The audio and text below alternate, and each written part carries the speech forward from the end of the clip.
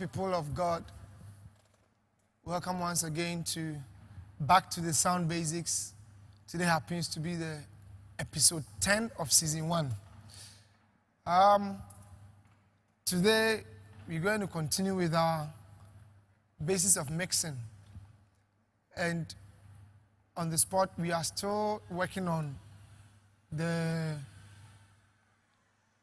various controls on the mixer board, which is the hardware. We have done a bit of the hardware. We've not delved into the soft part of it yet, but we are still on the hardwares as to what each and every one does and how it's entailed. Okay, so the last time that we met on our episode 9, we spoke about the various controls such as the mono inputs, where we have the mic in and the line in, and we spoke about the mic in, which I've got the XLRs, as well as that of the line in, which I've got the TRS. Okay, the TRS stands for the tip ring sleeve, and then the XLR stands for cross left and right, okay, or the center left and right. And then we also looked at the insert point, okay, where we said it is that part which is designed for you to connect external signal processors such as the compressor, the effects, and the likes of the other stuff. All right, we also spoke about what we term direct out and the gain input, direct out and the gain control. The direct out, I said, usually hitherto, those of us who have been using analog, that is what we have been using to record or multi-track certain items or certain instruments and other tracks, okay? If you want to do multi-track recording with an analog mixer board, you need to engage the direct out so that you can track each and every line of that instrument. So every analog board that has got direct out, it means that it is being designed for you to do multi-tracking using that board. An example of that board is the Z, the Allen and Heath Z, as well as the Behringer. There is this Behringer analog board which I've got the 48 channel, that Behringer analog board, and then we also have some of the Mackie products that have got the direct out, okay? And we said that one, it allows a direct audio signal flow from the particular channel that you are using, go straight into the multi-tracking device, such as the Zoom R16, the Zoom R24, and then the Mutu output or the Mutu this thing. So today, the last time we also recapped that of the gain control. Today, we are going straight to the EQ section. The EQ section. We take a very quick commercial break. When we come back, we zoom into action. Full 30 minutes. We won't relent on anything, and then we are done with the various control. As I'll be treating the analog side, I'll be going in parallel with the digital side using the Midas M32 and the Behringer X32 as my case study. So stay tuned. We'll be right back after this quick commercial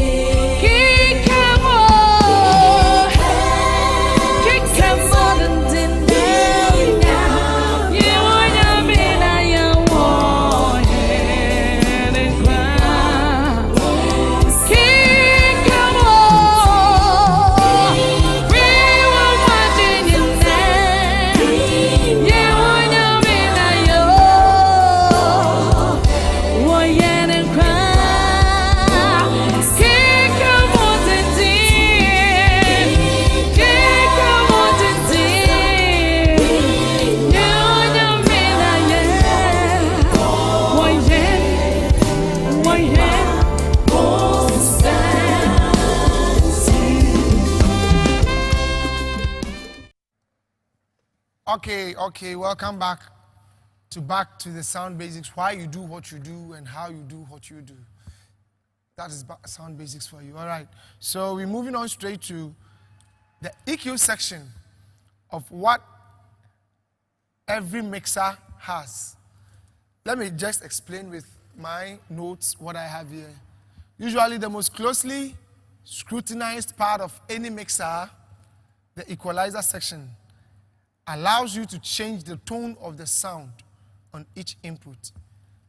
It allows you to change the tone, the shape. It helps you to change the shape of that particular tone, right? Of each input. So for instance, if I have an analog board like the Mackie Onyx 24.2, which I used in my previous episode.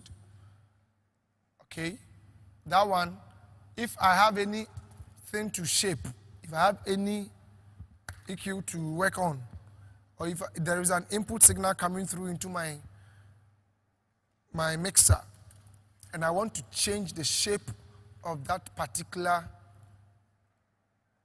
signal, all that I need to do is to touch the EQ and work on it. We have already spoken about equalization in our various episodes, previous episodes, episode 3, 4, 5, and even episode 2. We spoke about frequencies and the various, what equalization and what equalizer is. So that is just to throw more light on it. How we do it here is what I'm going to talk about, okay? Now, I'm saying that usually the most closely scrutinized part of any mixer, the equalizer section, allows you to change the tone of the sound on each input.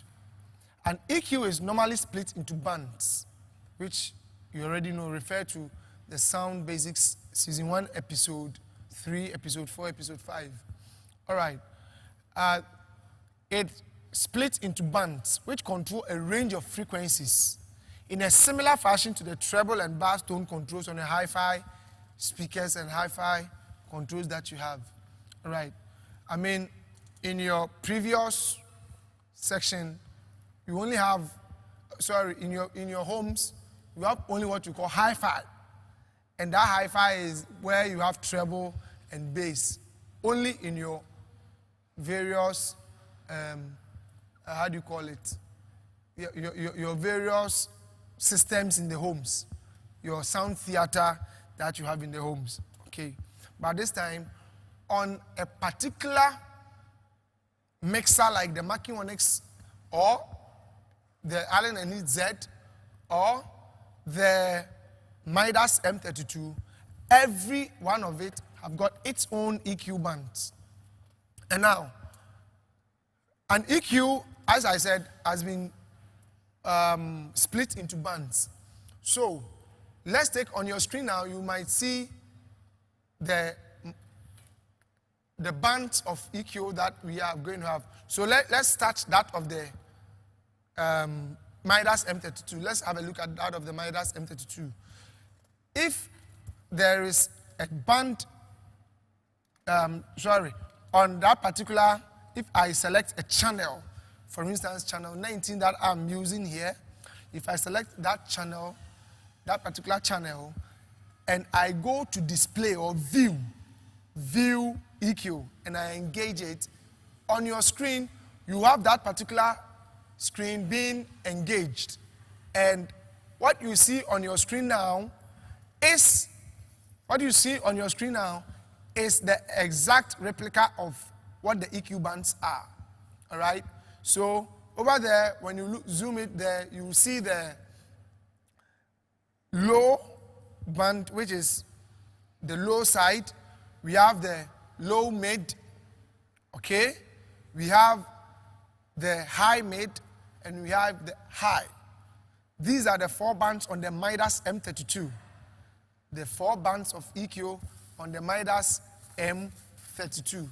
So we have the low, low mid, high mid, and the high. Low, low mid, high mid, and high. These are the 4 bands of EQ on a mixer.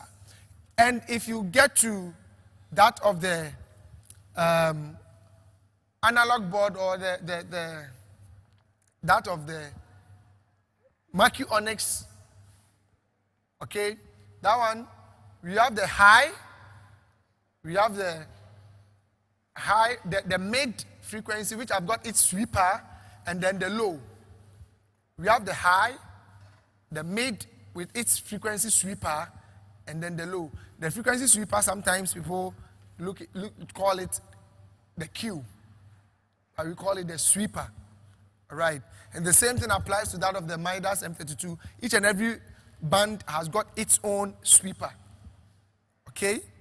All right. So, in fact, whereas if you want to know more about these EQ bands we are talking about, just go to your home sound theater and you see treble and bass. The treble and the bass that you see on your home theater, they are all example of EQ bands. Okay? They are all example of EQ bands. But what we have here on your screen now, we have the high, the mid, and the low.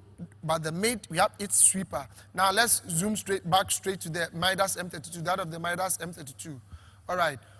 Here we have the low mid, but when you look at downstairs, when you look at down of the various bands, you see the low cut, you see the frequency, you see gain and Q.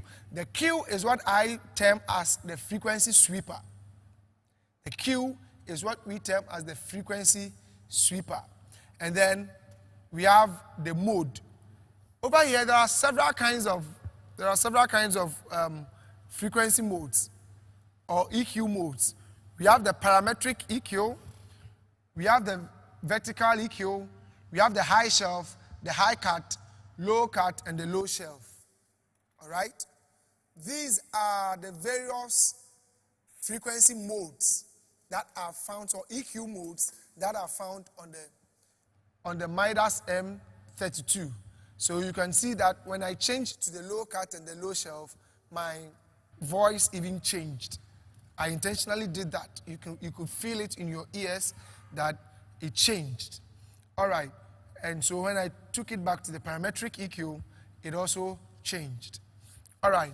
So now back to the normal. Let's take a very quick brief into what we have. And as I said, for more introspective of the various EQ bands, you can visit our episode 4, 5, 6 of our various and our previous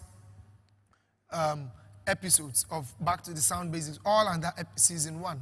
All right, so that is the EQ section. If you have any question, you can put them on at our various Facebook and YouTube pages, YouTube channel and the Facebook page. As you'll be rightly contacted and we will duly do justice to that. Okay, so let me just quickly go through to the next one. Now, the more bands an EQ has, the more sophisticated it is. The more bands an EQ has, the more sophisticated it becomes. As I rightly said, on the part of the analog boards, you may have only a couple of some normal small bands of EQs or EQ frequencies over there. But the more you are having a lot of bands, in an advanced or a pro board, you may have more than 4 bands. There are some EQs, or there are some digital systems that have got more than 4 bands. There are some that we have got even 6 bands, 6 EQ bands. There you have the low, the low mid, the high mid, the high 2, and the high.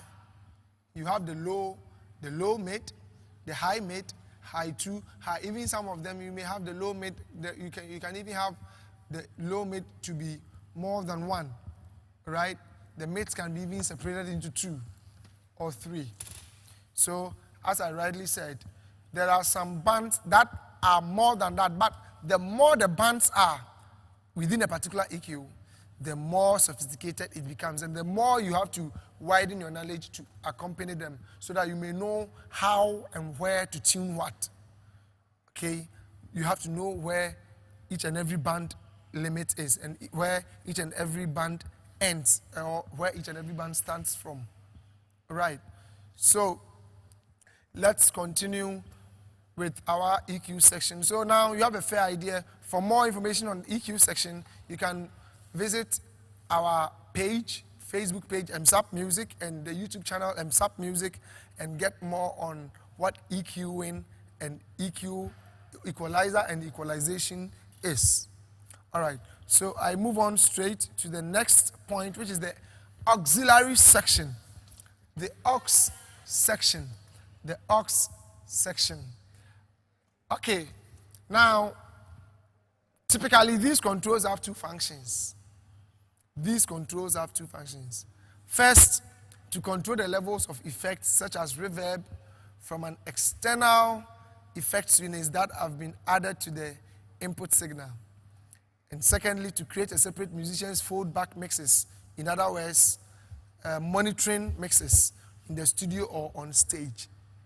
I've said two things here, which I would add the third point at the end. There are two things basically that the aux section does, especially in analog mixers and even in digital mixers. Now, I said the first thing is that they are to control the levels of effects, such as reverbs, delays, choruses, flanges, and other effects units that you have. Okay, so that you use that one to control it or to send it into the mix. And then the second part of it is that it is to create a separate musician's foldback. When you say foldback, we are talking about a monitoring system. What a musician wants to hear or wants to know or wants to see, you just bring it back to him so that he will hear himself on stage, either on stage or in the studio. The third aspect of it that I may add to this auxiliary section is that sometimes if your auxes and basses are so many or too plenty you have on your board or your mixer board, you can send a signal direct out through it so that you record it in multi-track. So that is the third agenda of it. Even though the two proper things that are done there are the first two things I said. But the third is also a use for the auxiliary section. The auxiliary section, others now term it as the bass system, the basson system. So when you hear bass, when you hear aux, it's the same thing. Okay, it's a similar thing that they do.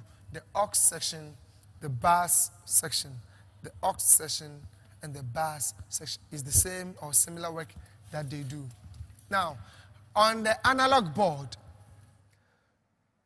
when you want to add an effect, you just place the output of the effect, a TRS cable or a jack cable, into the output of that effect, and then you send it to the input, you fix it to the input of the effect into the send or the direct jack out of the aux section. So assuming I want to send my effect, those of us who have been using analog boards, if I want to send my effect, let's say I have a particular effect like the Zoom LE16, or we have the Alesis 248. If you have all those effects boards, you can add it to your mixer so that you can easily add it there. That one, what you do is that you just pass your cable from input to the aux. If it's aux 6, you place it at aux 6, okay, or output 6. You place it there. When you are done, you just place an input, an output cable from the out of the effect into the a return of the mixer. A return could be the input of the mixer. So let's say I want input, let's say input channel 2, channel 32 to control my effect. So I'll place my jack cable into the output of the effect, and then I'll come and place it into the input of channel 32. And then if I have a jack cable, I'll just place it into the input of the effect board through to the output of the, what do you call it, of the, my mixer board. For instance, if it's Mackie Onyx 24.2.4, I will just place it at the .4 or the .6. That is my aux 6. So when that one is done, I'll just have my effect passing through. So I'll send it from the aux out so that I know how much is coming out. And then when I push my input, which is input 32, that one is what is just returning the sound for me. So it's more like a send and return aspect. Sending through the aux and then returning through the input. I hope it makes sense. Sending through the aux, and then returning through my input. So that is how it is done. And then when that is done, you have your input, you have your effect working out. Now to the second part of it, if I want to send a signal through into my instrumentalist or my musician on stage, wherever they find themselves, that one, it's so simple. From the input of the monitor, you just place it into the send or the aux part of the of where you want to place it. For instance, aux 1. Okay, so you just send it there, you put it there, and then you send or you place, you turn your knob as to the level of that they will be understanding or they will be hearing you all right. I hope that makes it clear. That one is much simpler. So from the input of the monitor, it comes straight into the output of the send. Does it make sense? Thank you. And then the next point is that I said you can also use that, the auxiliary section, you can also use that one to track your multi-track recordings. For instance, you want to group all the drums as a bass, and then you send it through into it, and then you take all the drums as one. All right? So for instance, usually this is what I do.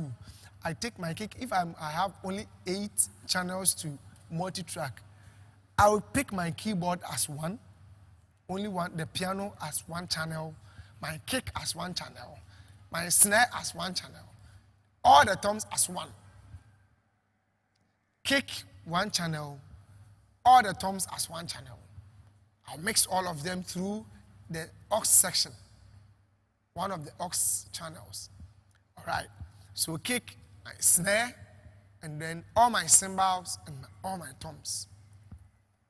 And then I'll come and pick the bass. I'll pick the piano, making 6. So I'll be left with 2 points or 2 portions left. And these 2 portions, what I will do is that I'll combine all my BVs into one line, one aux, and pick them as one. Because they can do overlaps. They will definitely come and do overlaps. And then the lead vocal will also have one line. The rest of the instruments, I will cater for them at one channel.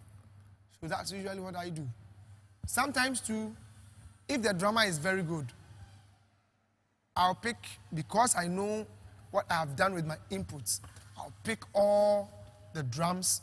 Okay, I'll pick the kick. As for the kick, I won't let it interfere with anything. I'll pick the kick. I'll pick the snare hi-hat as one, and then I'll pick all the toms as one. Okay? to leave room for the other instruments. I'll pick the piano, the aux keys, and the guitars, they will all be placed at one. And I'll pick my piano. That one too won't interfere with anything. And then I will pick my lead vocal, then send the rest, distribute the rest. All right? So that's what is done.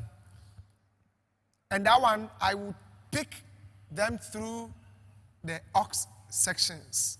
After I have fed my musicians with the right number of aux sections, I'll just do that. Now, so enough of the auxiliary section. Now, if you have any question about it, you can ask at the page where we have the next control that we usually have on our various mixers is the panoramic control, the panoramic. Pan, usually referred to it as pan. Pan. Pan, ya dear mommy. Pan it for me. Panning. The full name is panoramic. Panoramic. That is the meaning, the full meaning of panoramic. So panning, actually, it's others also refer to as the balance.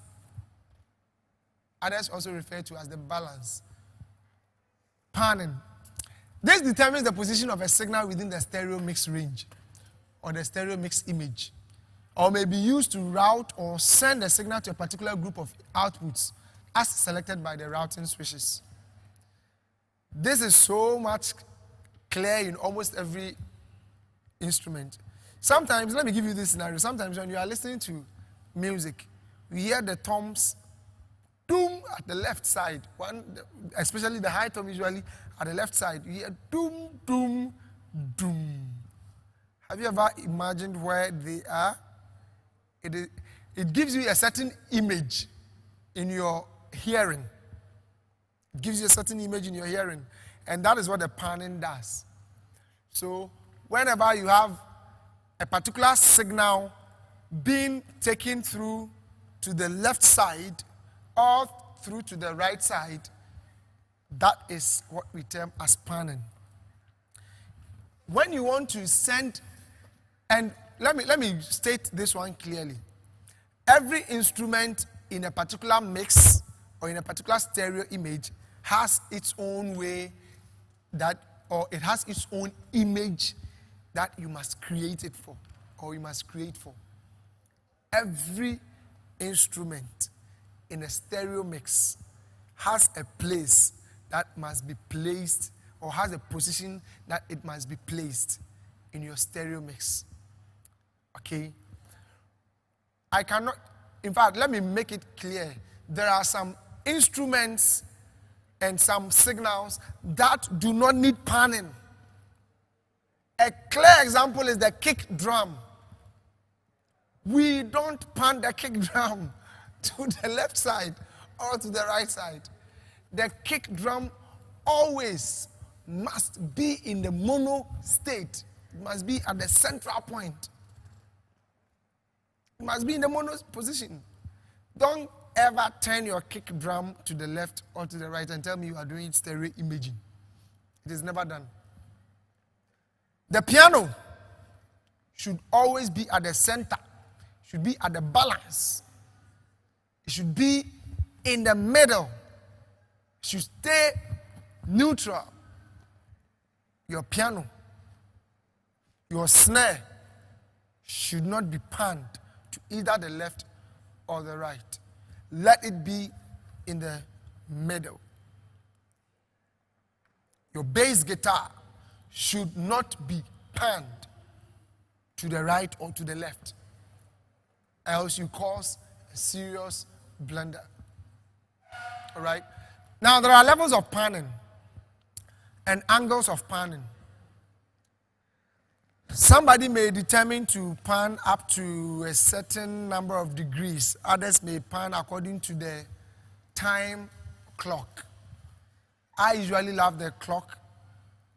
I usually say take it to, let's say, 11 o'clock, 10 o'clock, 2 o'clock, 12 o'clock.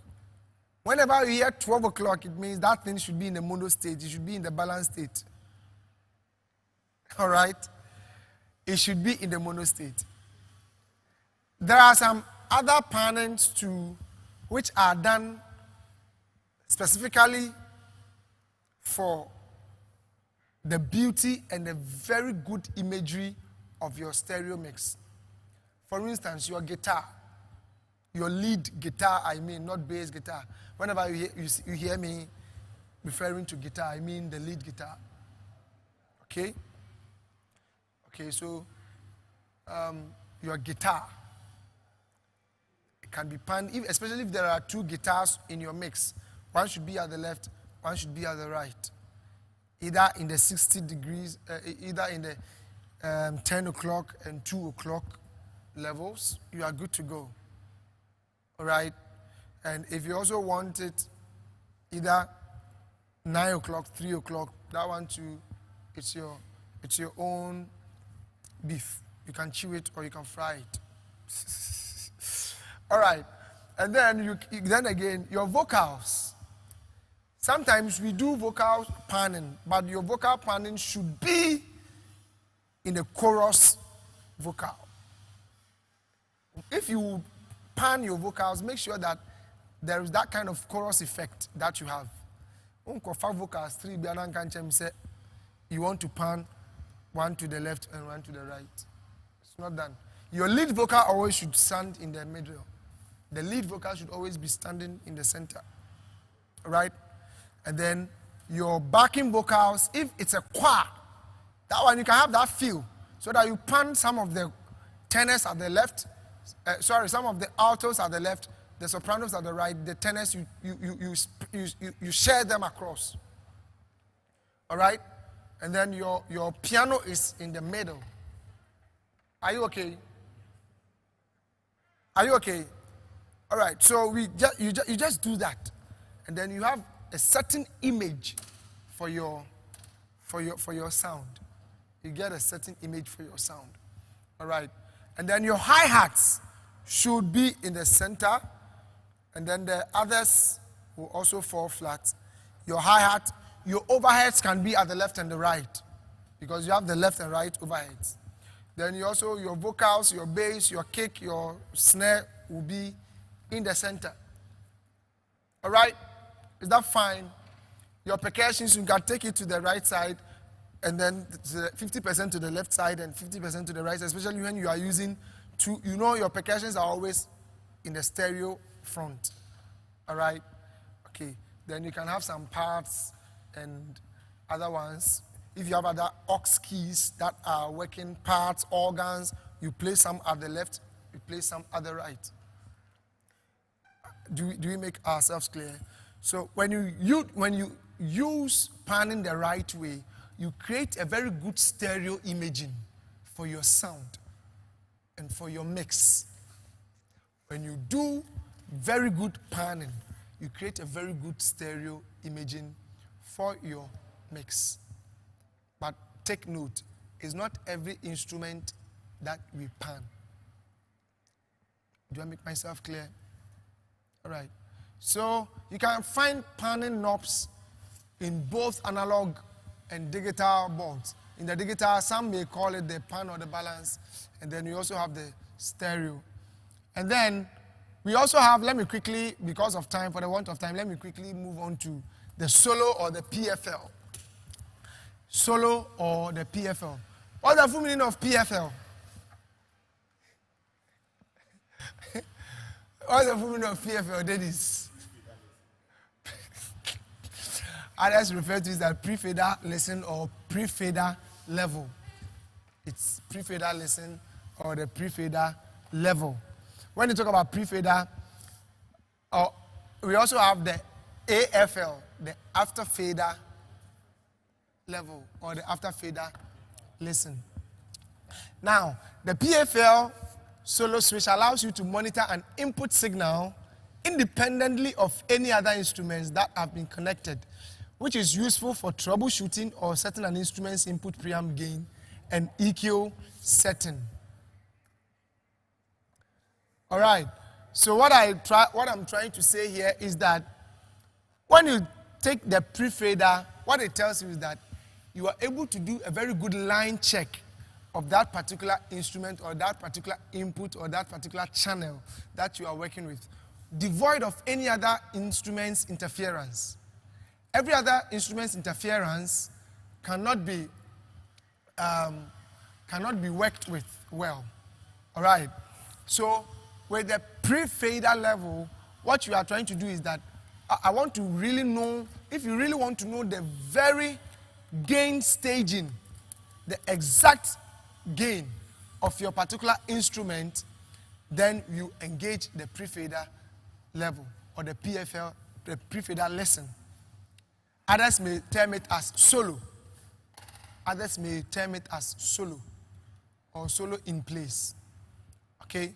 So with that one, when you engage it, you single only that particular channel out without the interference of the other ones. Is it clear? All right. But then,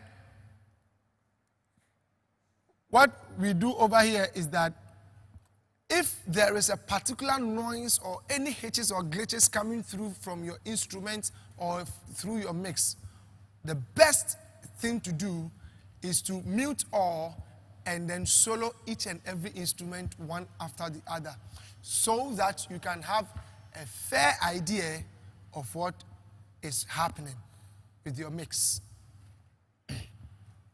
Sorry. All right. So now, I also said in my note that it's useful for troubleshooting or setting an instrument's input preamp, gain and EQ setting. Okay? PFL is a type of solo that allows you to monitor your sound before the fader. So if you pre-fade, if you solo that particular signal, your signal can be down, or your faders can be down, but you can still hear yourself.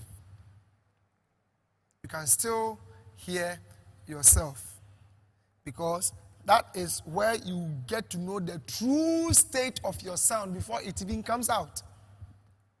The true state of your sound before it even comes out. So that is the PFL. In other words, when you move the input fader in PFL mode, the level will not change. So that is why it is always good when you are doing gain staging. You don't push up your fader. Pre-fading. It means before you push your fader, before you push that particular fader up. All right? Don't use the fader as a yardstick for your gain staging. I've told you, when you get into the proper mixing, we will look at gain staging. All right. So, because effects and volumes are not a distraction, pre-FL solo is very useful for setting proper input preamp levels. That's what I just said. Some mixers use solo in place, which allows you to monitor your signals after the fader in their true stereo image. And with any effects that have been added, this type of solo is less good for level setting, but more useful in mix-down situations for auditioning sounds. What I mean to say is that if you are using your pre-fade level, after you have done that, and you have pushed in all your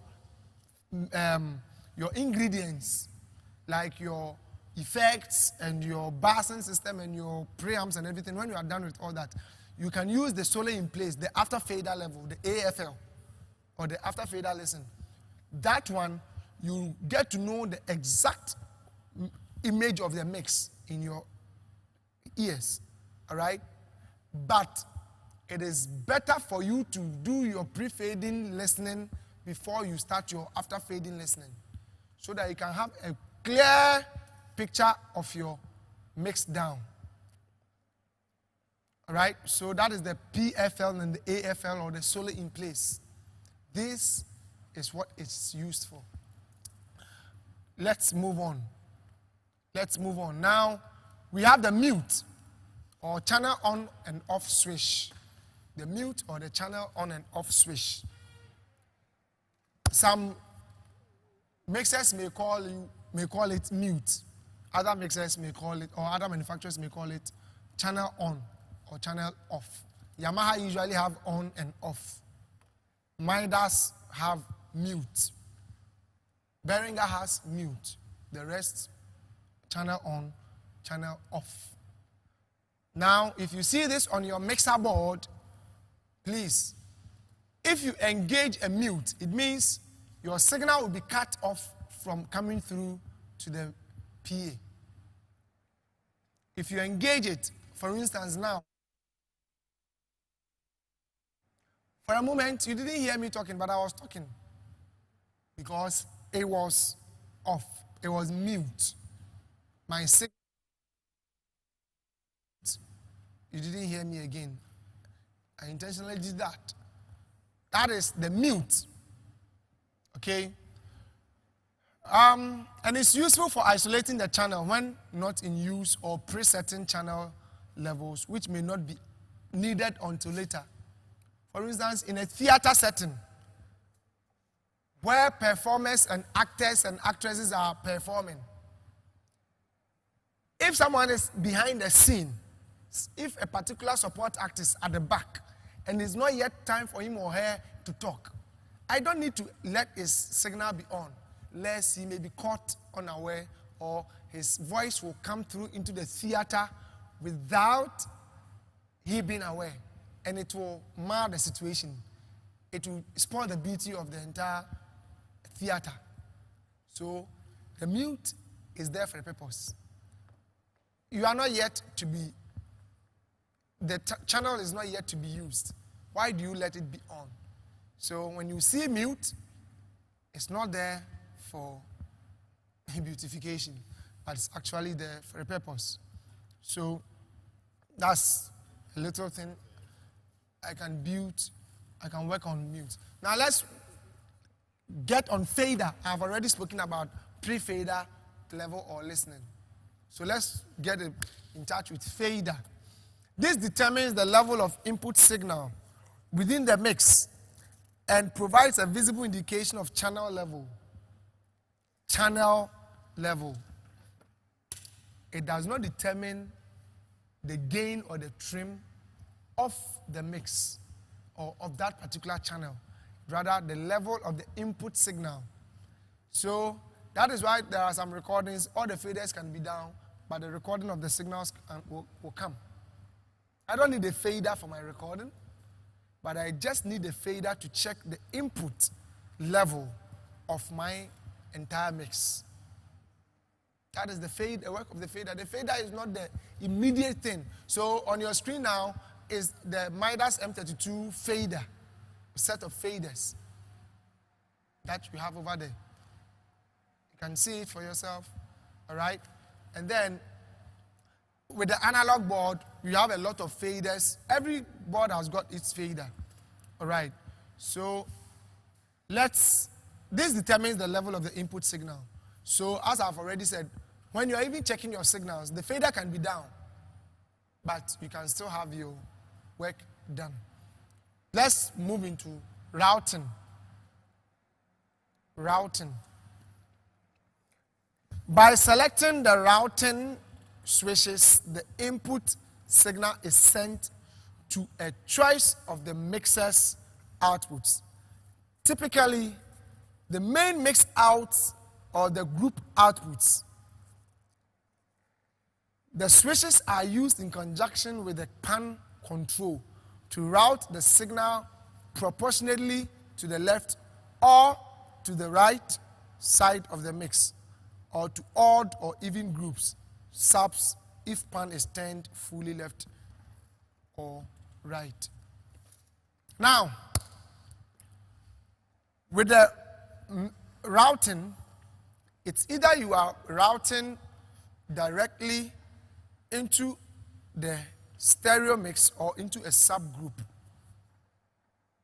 If those of us who are having analog boards, like the Behringer Eurodesk, the Mackie Onyx, name them, any analog board you are using for yourself.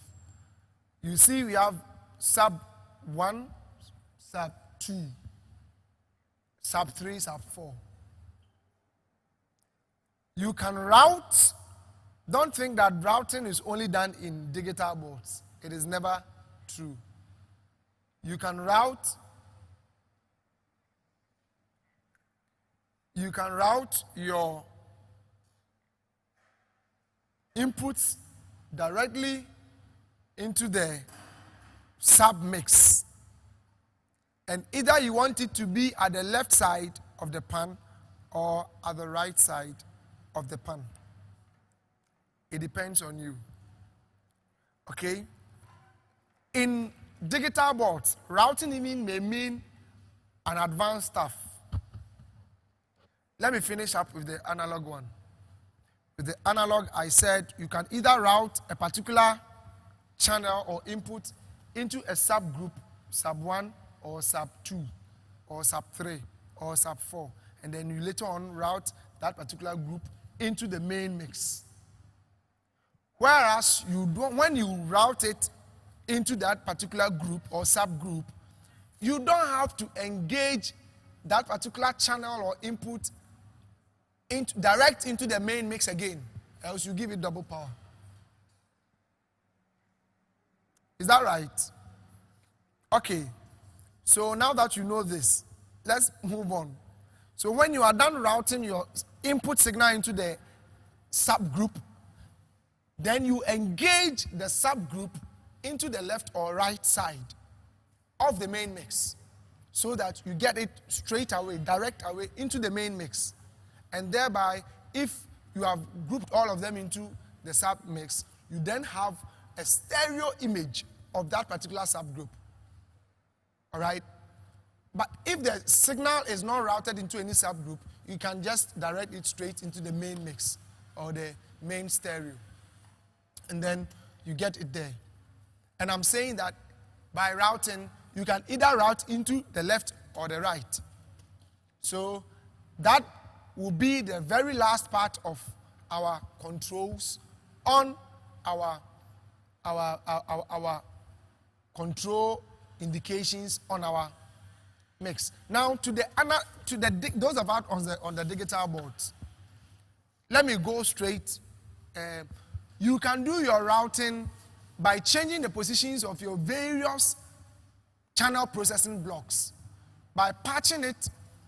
If you want channel input 1 to input 8 to start from, let's say, if you want a local patching or a digital patching or a networked patching, those of you who use digital boards, you know what I'm talking about, okay? So that one, it depends on you.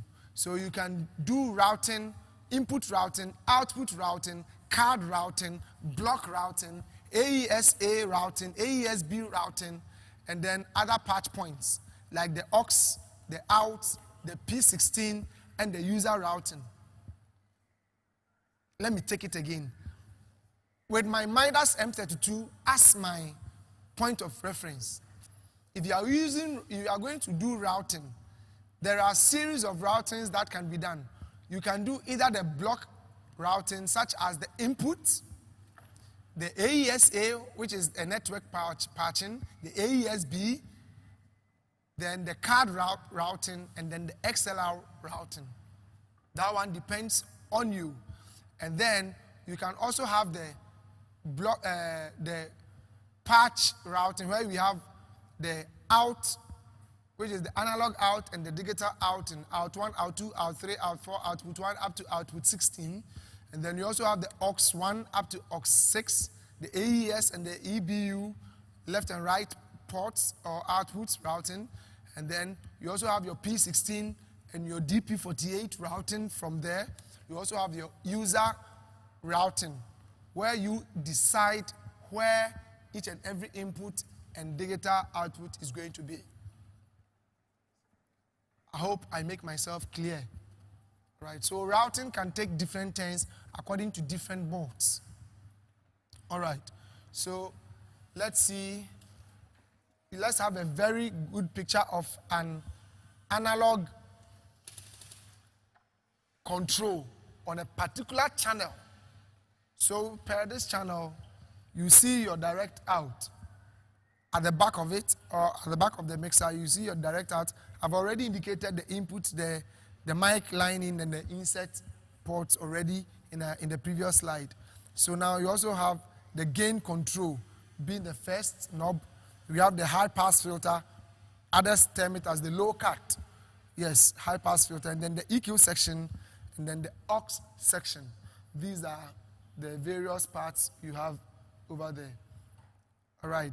So now we have a full control of a mixer, a digestive display of what a mixer is, what a channel entails, the various controls and the knobs that are found on this mixer. Now, so this is the first part of our basis of mixing, where we end. Now, God willing, in our upcoming episodes, we are going to tackle the soft part of it. Now, this is the hardware. We are going to tackle the soft part of it, where we go into mixing from the scratch. Now, we assume that we have patched our cables and everything. We now have a fair idea of what controls that if we touch on the mixer, where we are touching gain, low cut, EQ section, the high mate, low mate, the low and EQ section, faders. We know what they do. We know the mute, the solo, the pre-fader level, how to select, what to select. We have a fair idea, subgrouping, and then the main bass, panning. We have a fair idea on all these things. So what we are going to do next is that we are going to go into basis of mixing part 2. Basics of mixing part 2. That is where we are going to go through the next time. So stay blessed. Stay blessed. This brings us to the end of episode 10 of season 1. Back to the sound basics. This program is made available to you by kind courtesy MSAP Music and IT Services. We deal in all forms of instruments and IT works, from designing, staging, lighting, everything. Now we do everything some. We do everything some. Logo designing, and all sort of works that we do with the help of Design Impact. Design Impact is our sister branch that we come all your way every day with. So Design Impacts have been helping us in all our technical stuff. And then MSAP Music and IT Services, we undertake music programs, recordings, live recordings, peer reinforcement in your churches and your auditoriums and events places. We do all that each and every now and then. Okay? So you can contact MSAP Music on 0243 884505, 0243 884505, and when you get in touch, and that of Design Impact too, when you get in touch, we will deal in all your graphics works for you. And stay tuned and stay blessed. Until we meet again, know that back to the sound basics, it's all about how you do what you do and why you do what you do. Stay tuned and stay blessed. God bless you, and see you once again. Bye-bye.